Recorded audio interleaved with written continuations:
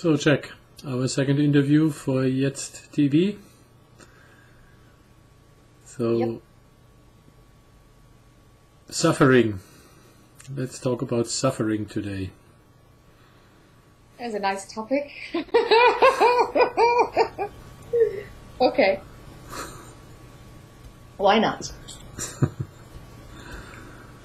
Something familiar to all humanity, all living things, I think. Identification with individuality, coupled with I don't want to feel like this.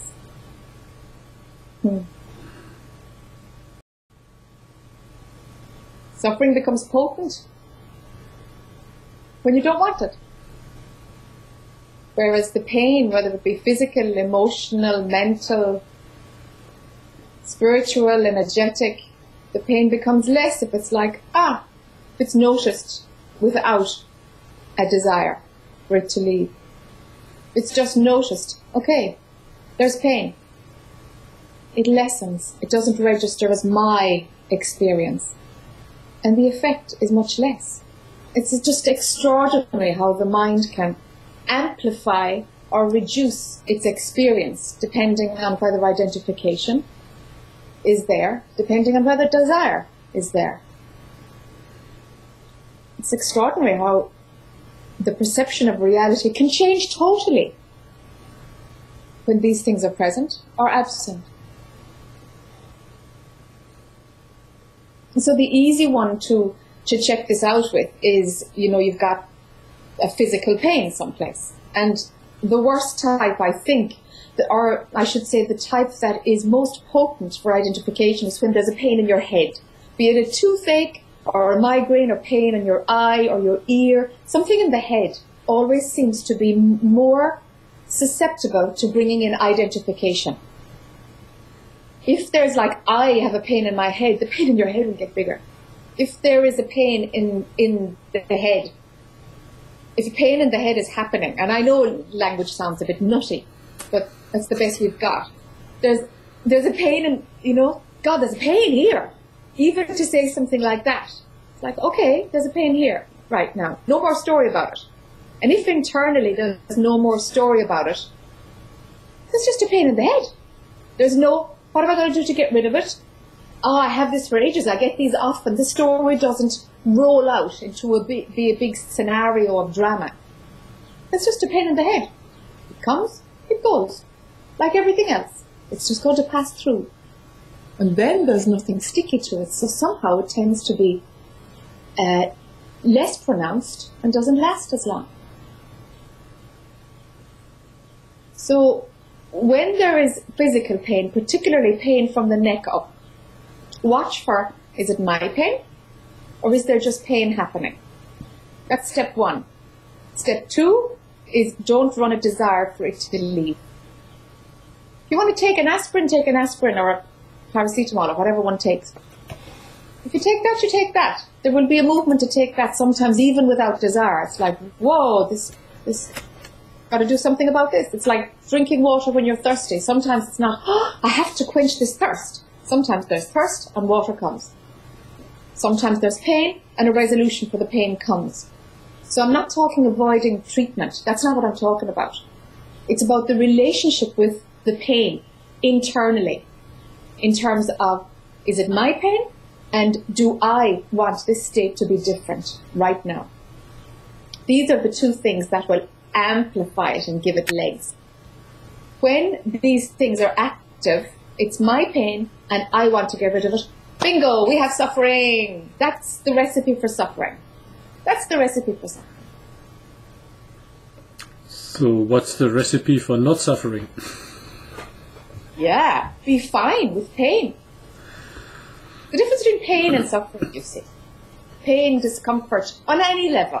Your heart is broken, or there's grief, or loss, or some emotional horror that's going on, or your child is really sick, or, something that just pulls at your heartstrings.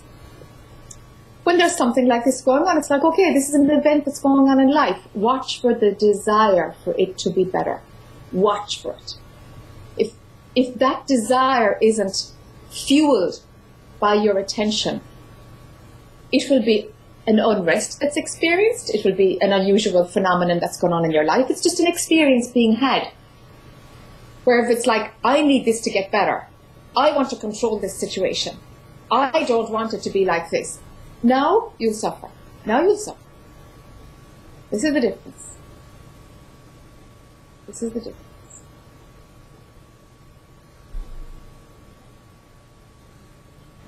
So just watching the desires that come in painful or uneasy situations.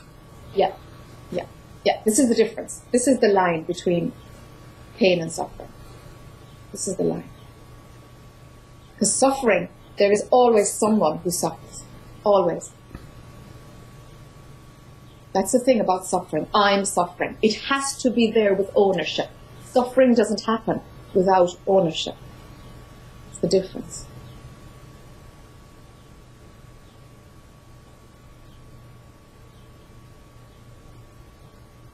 There's a pain in the body. There's a pain. The energy body is having a tough time. The heart is broken. But something, without the I'm suffering because I want it to be controlled in some way, I want this to be different. Without that story, mind will ease off the dramatic aspect of it.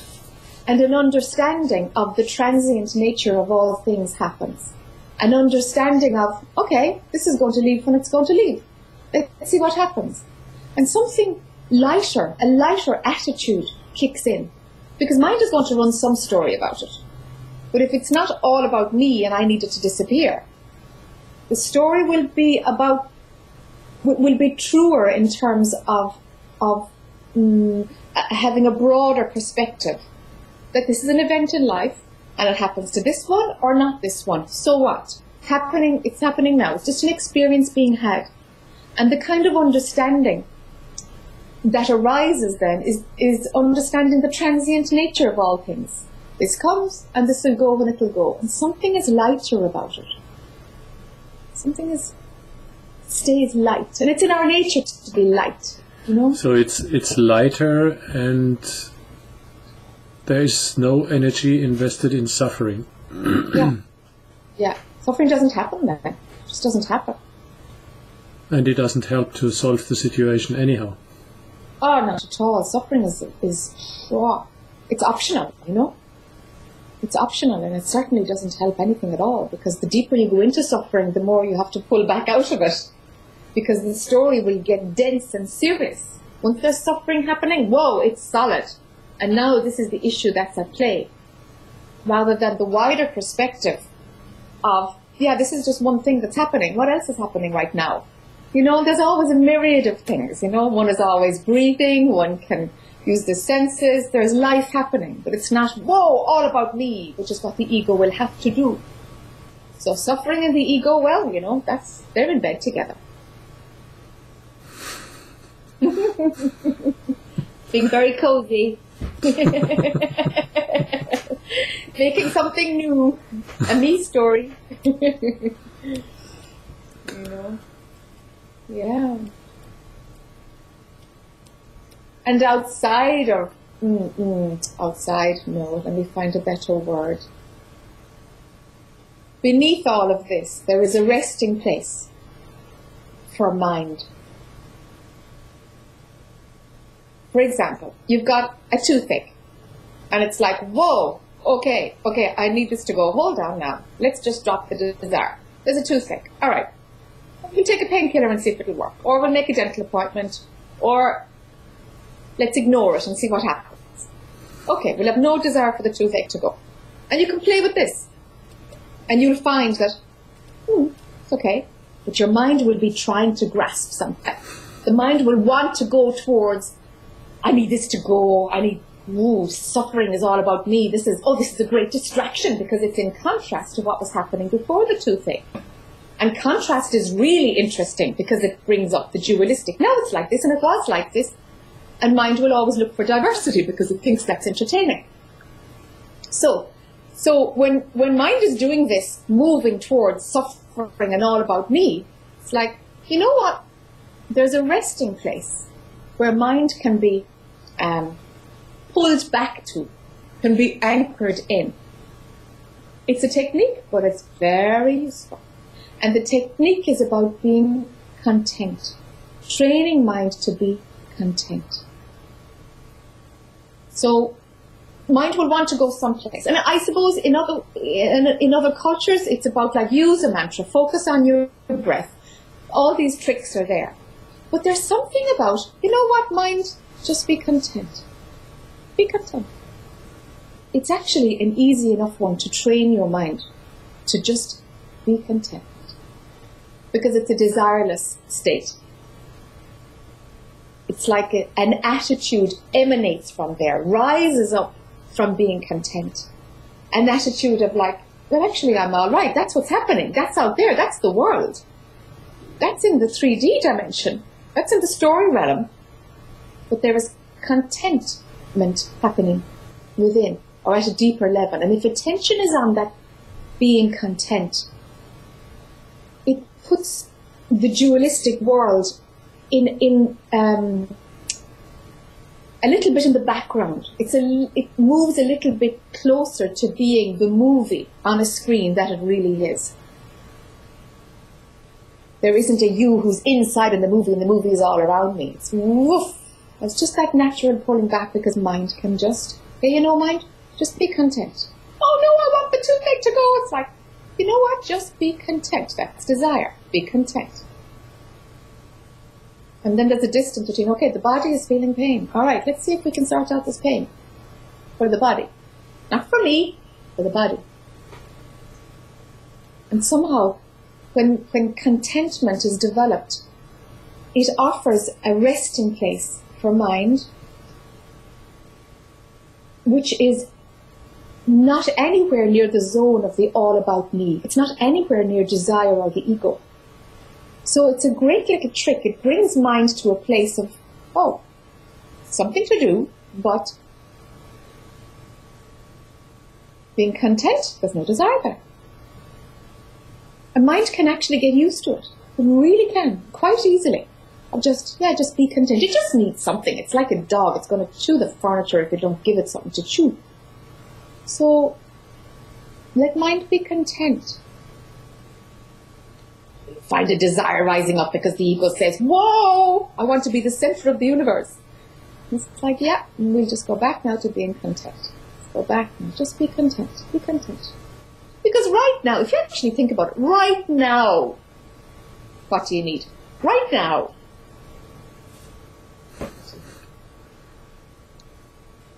Never anything. You really never need anything. You know, if you say, no, I need more money, it's like, right now, you're watching something online. Right now. You don't need your bank account to be different. You don't need anything right now. You need a cup of coffee. Actually, you know, right now you probably don't. Right now.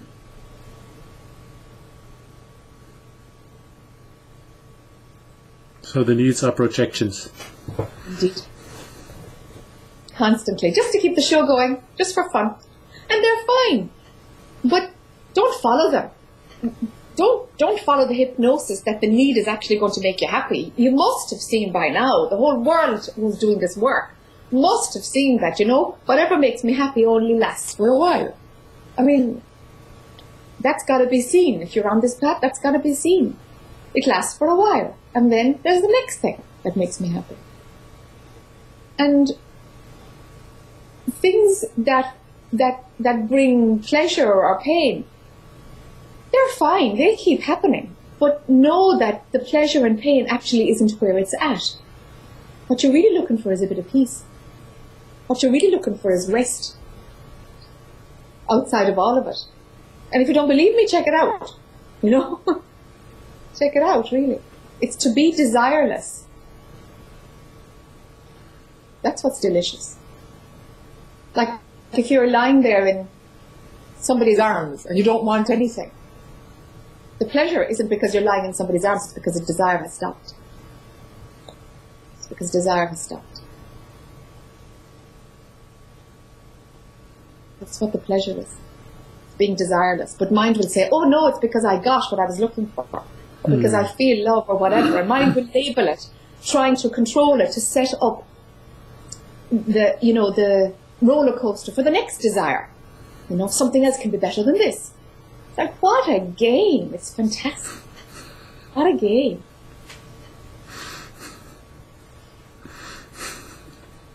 So you got to hand it to creation, you know. It's pretty amazing.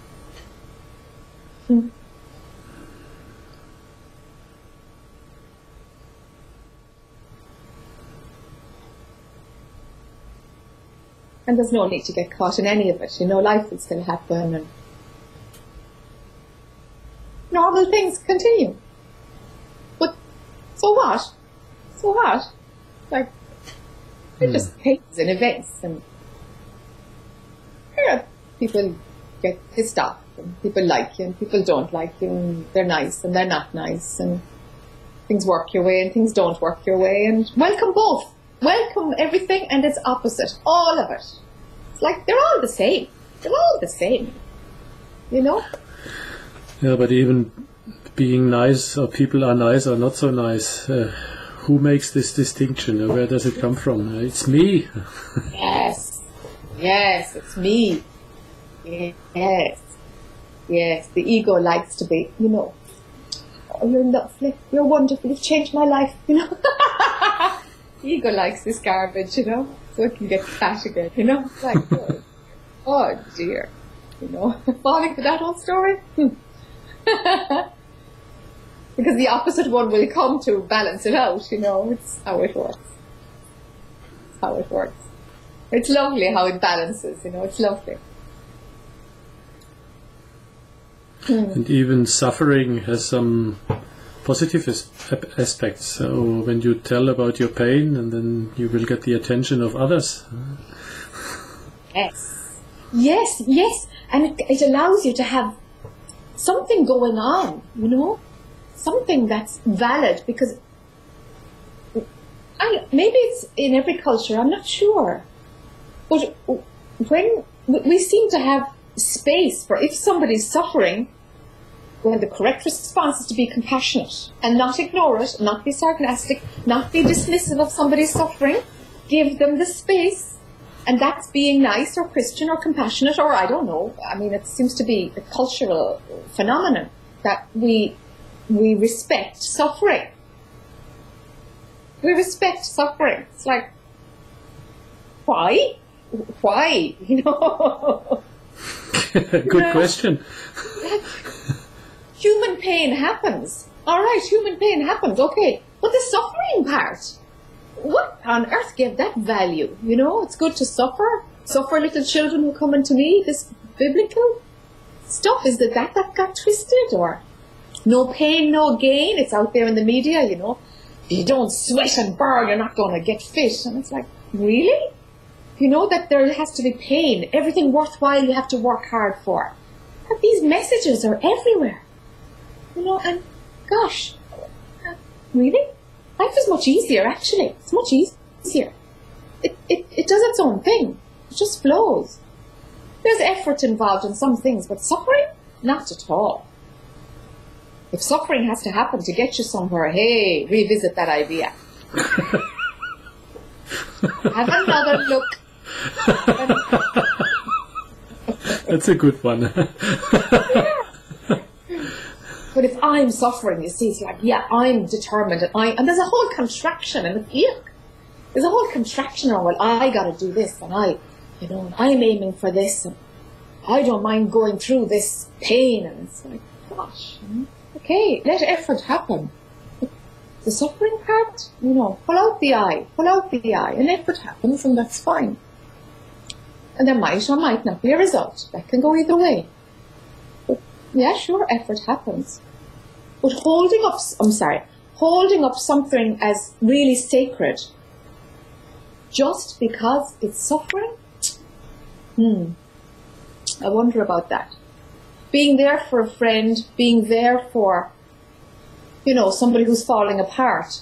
Not because they're suffering, but just be there for them if that's what the flow is. Yeah. But don't zone in on the suffering because you want their suffering to go. Huh, really? You want their suffering to go. That level of ego attention will actually make the sufferer suffer more. Because it's combining a perspective of, oh, suffering is awful, and you shouldn't be feeling like this, with I'm suffering, and I don't want to feel like this, and watch my story. And lo and behold, we're compounding that perspective. And so the dualistic perspective gets stronger. We have more suffering. Hooray! It's crazy, huh? It's wonderful. Wonderful how it works. Self-fulfilling, self-perpetuating. And I'm not talking about dismissing suffering, because that's the same thing. Dismissing and endorsing. Yeah, they're the same thing, you know? It's not what this is about at all. It's about, you know, understand what suffering is and peel that back. Peel back the suffering bit. Now what's really going on? Can you help somebody who's, you know, suffering? Not because they're suffering, but can you help them or not? If you can, you can. If you can't, back off, you know? My experience is that just being present is the best that can be done. Yeah. Yeah. Because then the suffering has nothing to dance with. It's just being witnessed. And so if it doesn't dance with one's own, oh, that's terrible, and how did that happen to you? And, oh, you know, if there isn't a dance with the suffering, it doesn't gain more momentum. It's just being witnessed. So it has to spin out. So you're bang on. That's definitely an approach that allows it to lose its momentum. Mm. So then the stillness in the presence expands, meets the suffering and brings it to rest. Yes. Contagious. Yeah. Yes, if one is willing to drop the suffering. But if one, I mean, we're talking about the sufferer now, not the one who's holding that still point. If the sufferer is getting a lot of mileage, getting a lot of juice out of being the victim, if that story is really potent and not ready to be dropped, the stillness will be interpreted as Cold. You have no compassion at all. You have no compassion at all. You were just sitting there. Why didn't you at least help me? Or why didn't you at least see the pain I was in? It's like, oops. And this can happen too, you know, that there's an expectation that suffering must be met with an endorsement of how awful it is, you know? Yeah. And so if the victim really needs to get stronger, it's going to reject the stillness. But if someone really is ready to drop that perspective of all about me and my suffering, the still point is contagious. It's contagious. Yeah.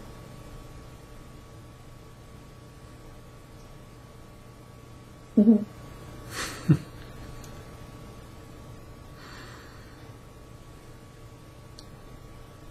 It's used to being content and the whole thing is avoided. Ah. So cultivate being content. Why not? It's an easy one. It's an easy one. It shuts off all desire without going into the story of desire and shutting it off. It's like, here's a little shortcut. Be content. Just be content. So noticing that suffering is on the rise, and then be content. Yes. That's the movement then. Yes. Just be content. It's like, okay, well then there's pain someplace, or there's a bad feeling, or you know, there's a loop running in your head. It's like, hold on, be content. That's just the mind running an old story. It's going to spin out, you know, just be content beneath all of that. Pull back from the event. Be content. And then from that space of being content, action can be taken. Yes. toothache, you go to the dentist or do whatever. Yeah. In peace and rest. Yeah. Things are in perspective again as just events that come and go. They're not fueled by desire to control.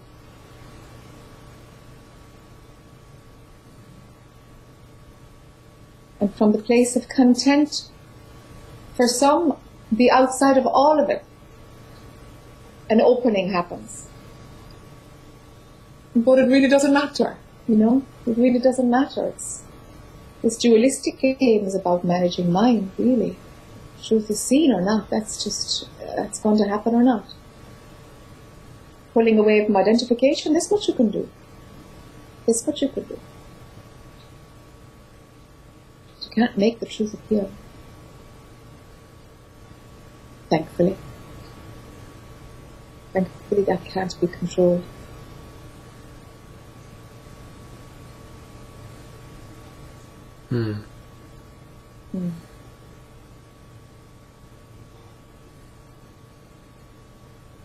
I'm always wondering what can be controlled.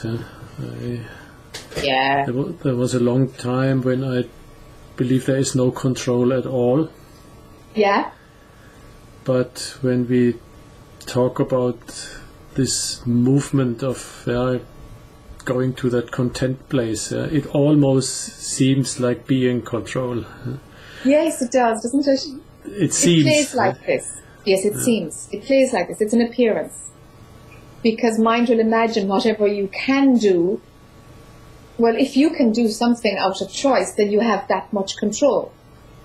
And I know in one of Ramana Maharshi's talks, whether or not something was lost in translation, there's always that possibility. But he said what you can do is you can manage your mind. But even that is an organic happening in consciousness. Even that. And the sense of you being able to do something control about it is a happening in consciousness too. That sense comes in to give you the idea that you can do something about it. I suppose with practice or with time or with wisdom, or you can see these layers at play. Yeah, it looks like, it feels like I can decide to be content.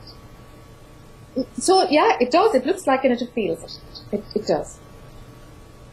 You really got power over it? Really? Autonomous power?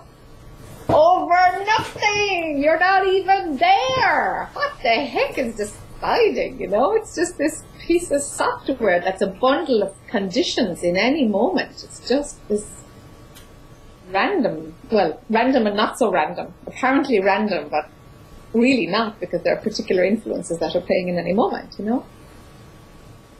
So... Yeah, I mean the whole evolution is behind. There's the learning curve of the whole evolution to keep the bodies alive. To a certain extent, there the randomness stops. It's not. Yes, that's right. And now the evolution has.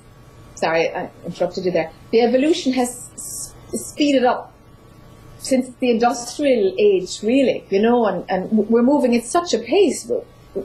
We won't be able to evolve because we evolve so slowly. Gosh, we're so primitive, it's scary, you know. But yet there's this real advancement around machinery and technology. And so we're going to have to mutate.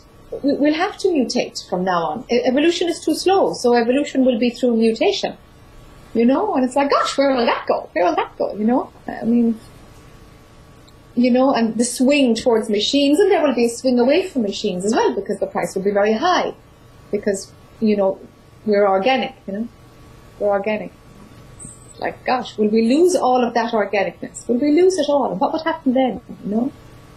So it's funny to see in terms of the linear time, the movement of humankind as a race. It's an exciting time. In general, when we look at human beings, they are born as children. Supposedly the brains are more or less empty. Then they get conditioned in the early childhood So they start with a set of standard programs. Then they challenge the adults who were programmed at another time. Then there is a conflict between the generations, which creates new creativity and new solutions and helps keeping the balance. I mean, what an intelligent mechanism. It's unbelievable. Yes, there's incredible intelligence. You know, in the blossoming of a flower, there's such intelligence. And when you look at how this illusion works, these structures, I mean, the arising and the falling of an ego, and how it feeds in, and the merging of energy and the conflict of energy constantly. You know, it's like it works smoothly and it clashes. It works smoothly and it clashes, and it has to be like this. This is duality. Yeah.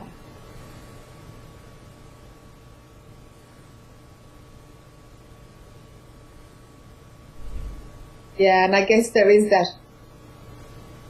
idea, which is false, that once the truth is seen, you know, everything goes smoothly then. And it's like the perspective about what's smooth and what's not smooth changes. That's all. The perspective, the position of, you know, how things are interpreted, how things are seen. They're seen for what they really are. But life continues to look the same from the outside, you know?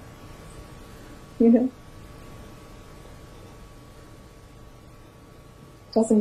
doesn't guarantee anything. Oh, consciousness takes care of itself. It does. It does all the time. It's just that you can't see it. If you believe in the illusion, you can't see it. But consciousness is taking care of it just as much now as it will post when the truth is seen. That's the difference. Yeah, the only thing is it's not seen. No. That's right. It's not seen. It's not seen. That's right. Just a shift in perception, really.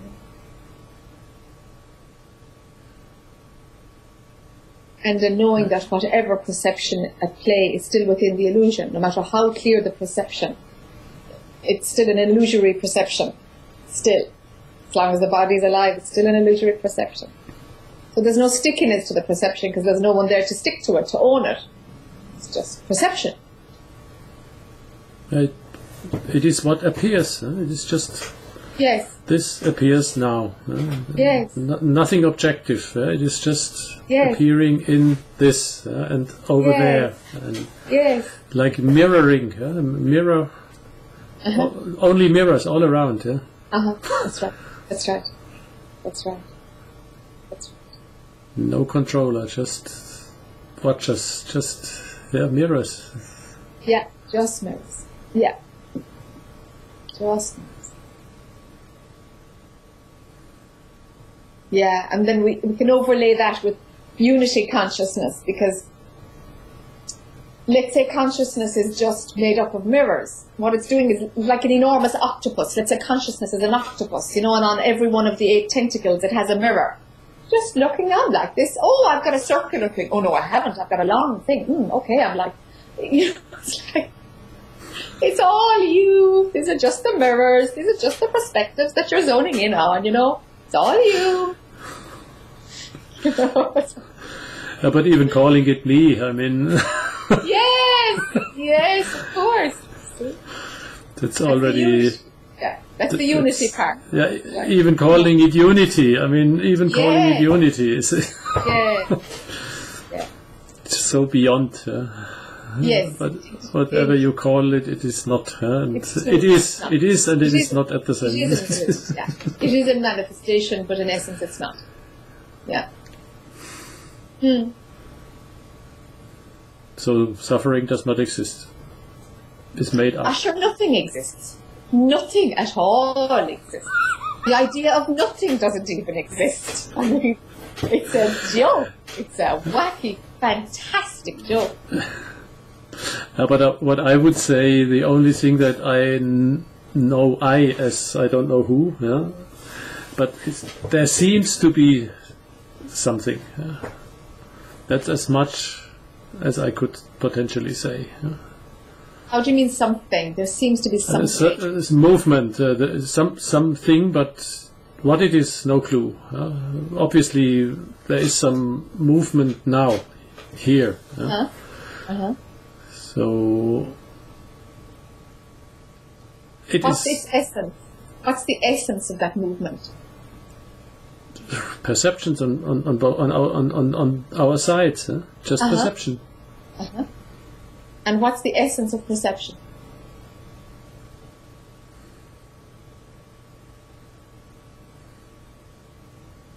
Movement. This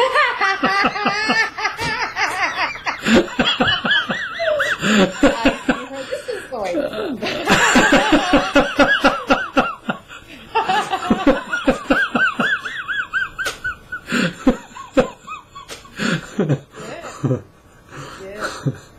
When we say nothing, we have the image of dark, empty space. But even the space is not nothing. Yeah. So, I mean.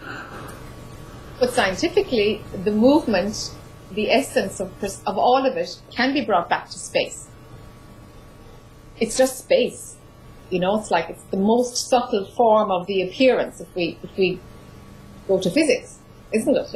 It's just. There will just be space there. When you break it up, it's just space. So phenomenally, you can say, okay, we can reduce it to space. No? You're saying no? In physics, in physics, they once asked Albert Einstein if you should summarize your theory of relativity in one sentence. Yeah? And he said, yeah, okay. In the earlier times with Newtonian physics, we believed that when we take away all the matter out of the universe, time and space will remain.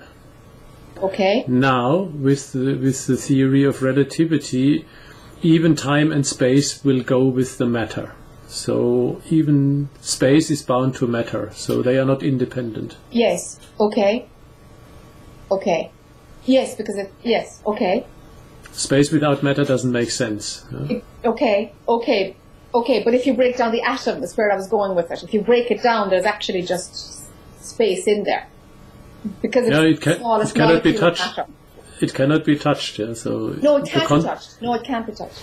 The concept of matter even is an idea already. Yeah? Yes, so. It is. It is. So breaking down the concepts as fine as they can go.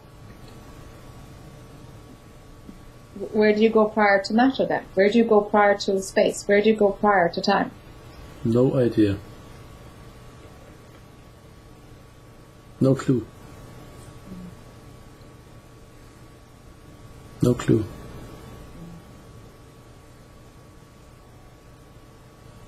Nobody knows. So how do you know then that it's not just set up a concept, that there is an outside of all of it that's non-phenomenal, non-spiritual, non-conceptual? There are concepts. But even that is not... There is beyond concept. It's not known what it is, but there seems to be something, at least. Yeah? So that's what I said. Yeah, there seems to be something going on. Yeah?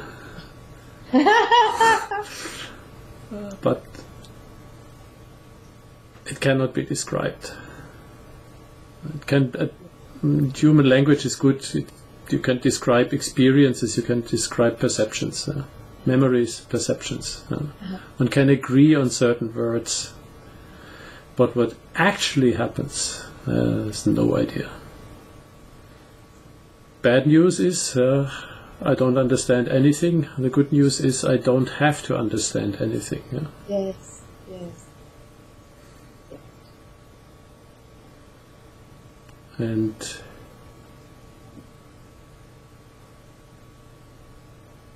even discussing about duality, non-duality is already on the realm of concepts. Yeah? So yes, of course. Non-duality is just another concept. But outside of all of it is not knowable. It's not knowable. Yes. And even inside is not knowable, yeah? Yes. Sure. Because there is no outside and no inside. There's no outside and inside. More yes. concepts. Yes. But there seems to be a resonance at some other level.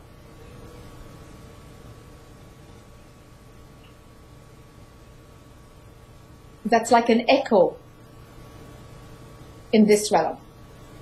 An echo of none. None. What I find when I look really deep, the best I can say is there's just a cloud of pure joy, and this cloud of pure joy fills everything and forms the apparent objects, whatever it may be. In the essence, it feels like joy. Mm-hmm. And I have a suspicion, so when we talk it biologically, probably it's just the survival, the bottom line of the survival mechanism in the physical body that is touched. Further, I cannot go. Yes. With the perception, I can yes. perceive this, but yes. further I cannot go. Just in this joy. Yes. It's over. Yes. Beyond that concept. Yes. Okay. So that's as far as perception can go. So what about resonance? Resonance is already an expression. It's a form that is created out of this joy. So resonance would be a form. The joy is prior to. The joy is prior to any form. Okay, but joy is a concept. It's already well in there. Of course. It's already, it's well in there in terms of the arising of consciousness. You know, consciousness has arisen, and we've got something. Yeah, of course. Yeah. Uh-huh. Mm-hmm. But to see behind the joy or outside it. You can't see it, you see, because that's perception trying to go there. It is, and otherwise it is an abstraction. It's another concept. You can call it whatever you want. But in not calling it something, I could call it. I don't know. I would call it. I don't know. Yes, but beyond the intellect. An echo, not knowable. A resonance, and I know you see resonance further into the sequence. I'm trying to find a word that's a pointer towards like pure knowing, which is not where something is known. Pure knowledge where there isn't something known. The essence of these things beyond prior to form. Those pointers. You see, by using language, we're diluting it too much. Yeah.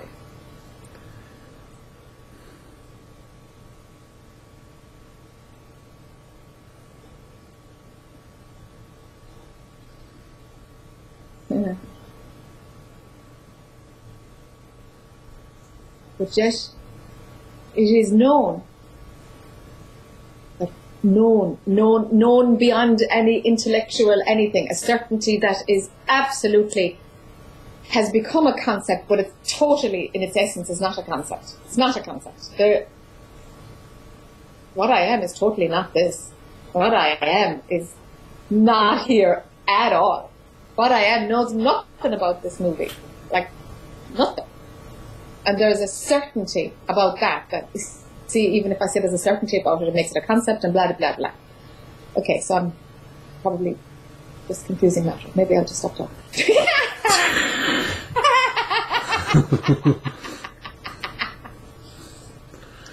No, but I would say there is only this cloud fundamentally in the essence. Maybe that is a way of putting it. This joy in essence. In essence, yes. And there is no need about being someone or being somewhere. That's already far, far deep in the story. So not touching anything, not even the joy. Yes, not even the joy. Yes, it's already mirroring. When the level of joy, the movie is already phenomenal joy.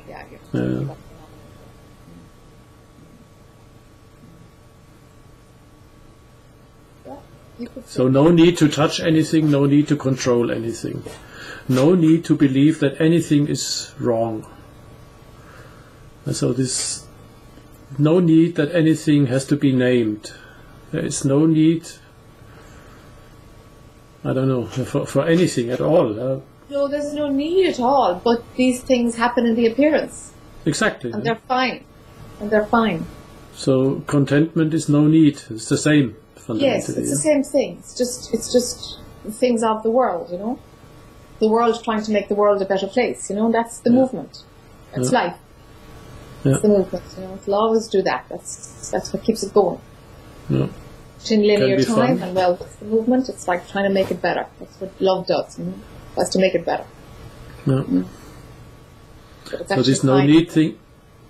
This no need thing probably can be called nirvana. Yeah. I mean, this is not you. I mean. Yes. Yes.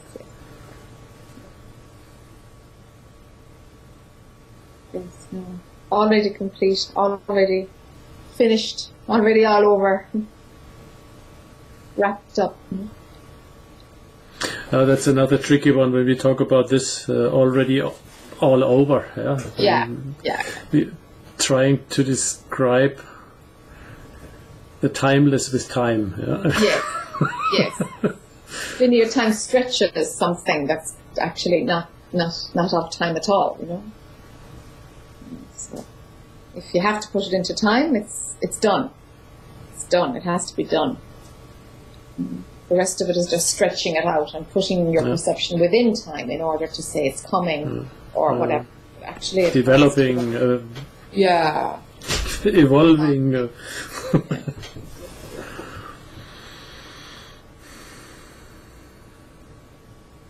Yeah, it should be done.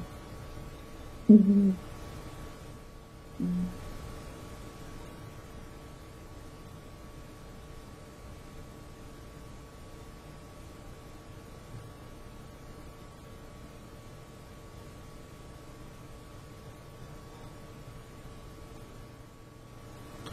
So no need to suffer? It's optional. It's optional? It's optional. Suffering is optional. Yes. If the ego wants to do that dance, that's available to it. But no, it's completely and totally a learned mechanism. It's just the ego at play, turning an experience into suffering. The ego is the thing that does this. Supported by adrenaline and other body stuff.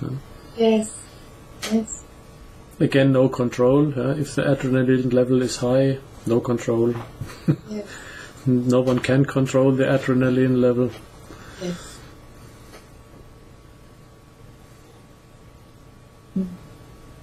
But perhaps one can, or the system can collect the experience. Now the suffering may start, and whoop, hold on, be content.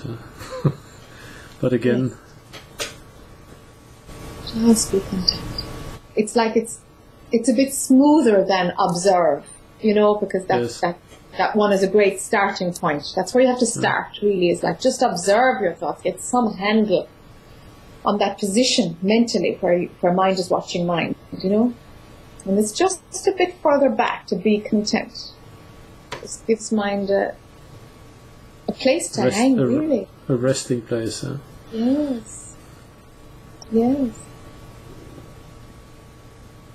It's a useful tool, you know? It's worth trying out.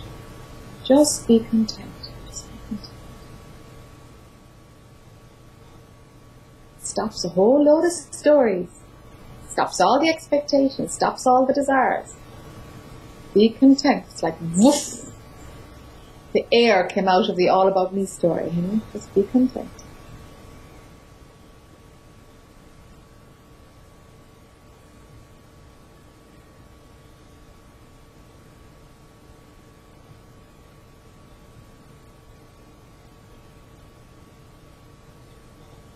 And then another one that I love to play with is just be still and watch your breath.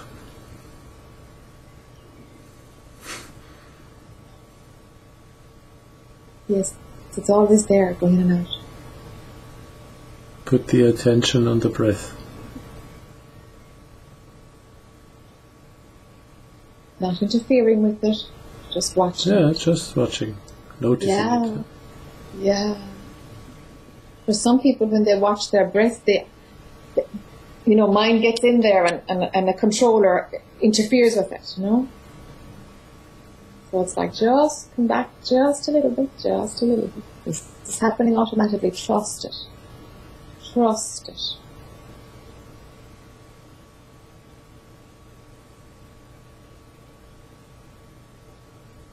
It doesn't need your participation.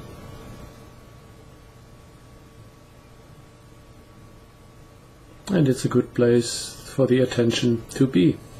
Indeed.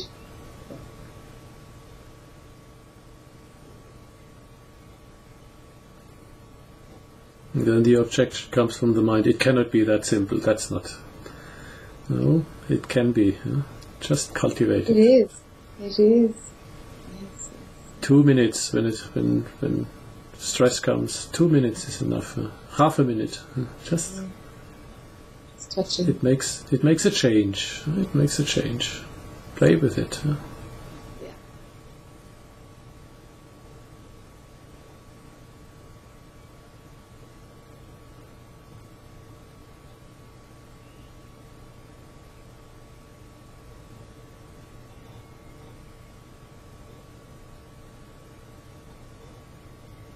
So be content. Watch the breath. Yes. The tools are all in us. Yes. And whatever pain on any level is happening, it's like there's no need for it to be suffering. There's no need for it to be suffering. Unless you have a value for suffering, and then you run a dance with suffering. You're trying to get something out of the suffering. And you go into suffering if you want to get something out of it. To make the ego fatter. That's the game.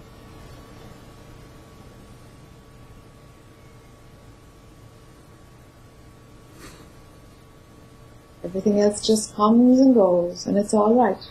Be content. Things pass. It's just another experience. Let it be had. They're all valid. Welcome the good ones and the awful ones. They're fine. They're the same. It's just experience being had. Yeah, I like and I dislike commentary. If it's there, just, yeah, I hear you. You don't want this experience and you want that experience. That's okay. Just be content. Just be content.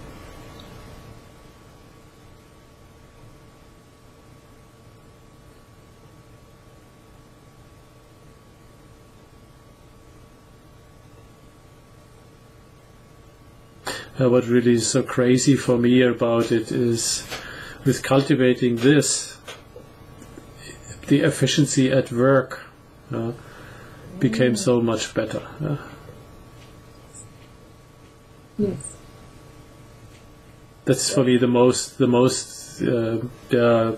solid argument. When you really cultivate this, the efficiency at work becomes much better because no energy is burned in these suffering exercises. The extra mind games. Mm. There's the focus. There's a streamlining of energy. Mm. It's a good carrot, isn't it? It feels about like factor of 10 or so. Yeah, so orders of magnitudes. It feels like have been gained by this, or lost energy have been saved. That's the way it feels here. Yes. It's absolutely amazing and exciting and so simple. Yes. Divine efficiency, they call it. Yeah.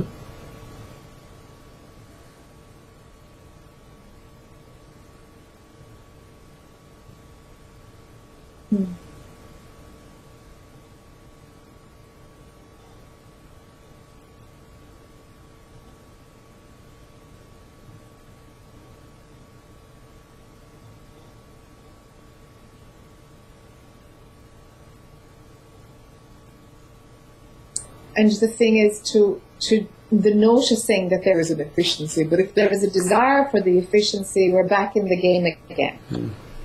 Yeah. So one could say, oh, I'll focus on that because I'll be more efficient, and it's like, whoa, missed the point. Someone have missed the point then. Huh? It's just a perceived consequence. You left already the point of contentment. Yes. Efficiency will make it better. It's like, oh, hold on. What's wrong in the first place? What's wrong? No. What needs to be improved on? Want to improve manifestation? It's kind of perfect.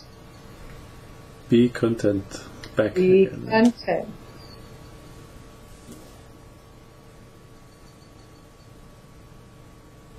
Do not support any desire whatsoever. This, Yes. for the mind, this is absolutely paradox.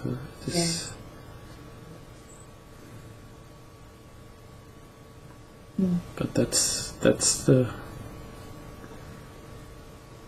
it. Huh?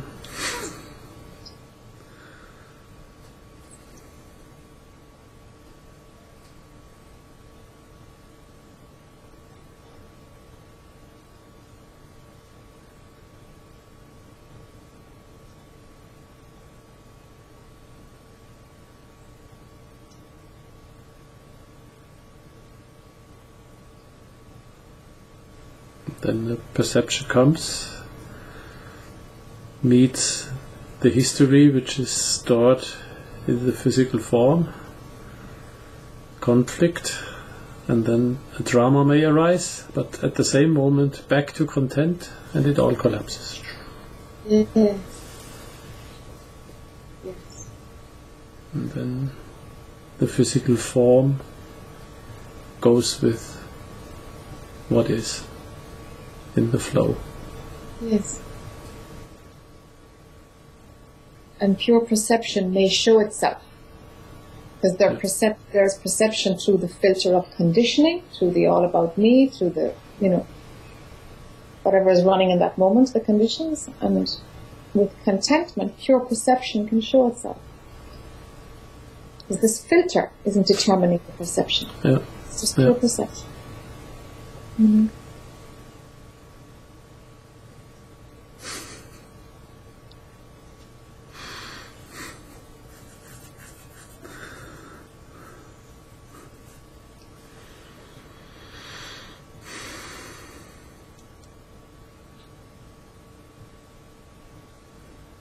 So simple.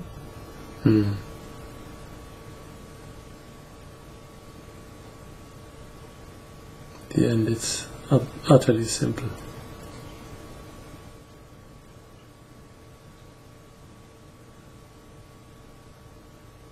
Utterly simple.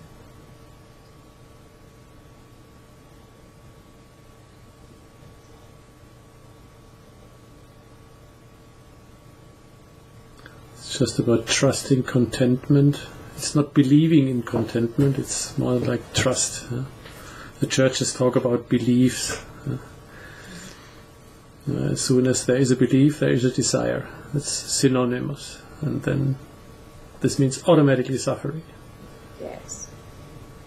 Trusting is a little bit a different quality. But there is already almost smelly because there might be someone or something to trust in. Yeah? Yes, that's right. So the place to trust in is contentment. Yeah? Yes, yes. If there is any. Yeah? Yes. Yeah. It's like moving. Yeah, that's right. Because like trusting or allowing, it's like, no, we're very close to the dualistic perspective there now. We're very close to that. Mm-hmm. So yeah. Just let mind hang out in being content.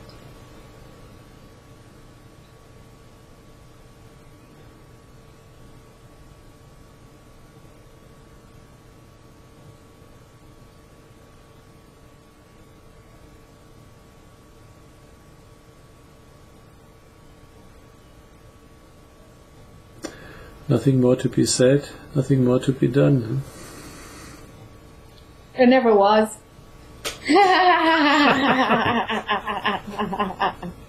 And there never Action will be, but this is this is just the story, this is the movie. Action happens. Action happens, sure, that's the game. The movement will always be there, that's the game. So now we can be children and play the game. Yes! Oh, it's a joke, the whole thing is a joke. Yeah, it's all a joke.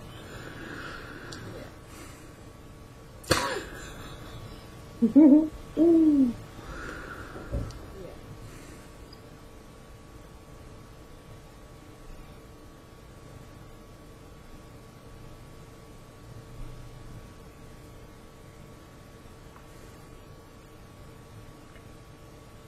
Done for today? Nothing comes? No, nothing comes. Nothing comes right now.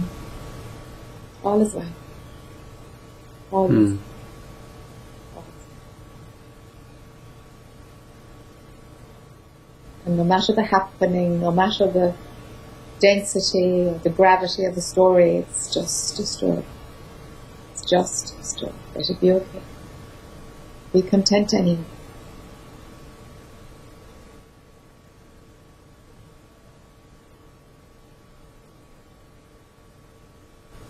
This will always happen. It's not the issue. They don't have the power to rock you. Happenings they don't touch you at all. They don't touch what you are. So all you can do is just put mind in a place where it's not so susceptible to falling into the identification traps which creates it. Let mind hang out and being content. And know that you are none of it. You are none of it. None of this is happening to you. It cannot be. It's just a long dream.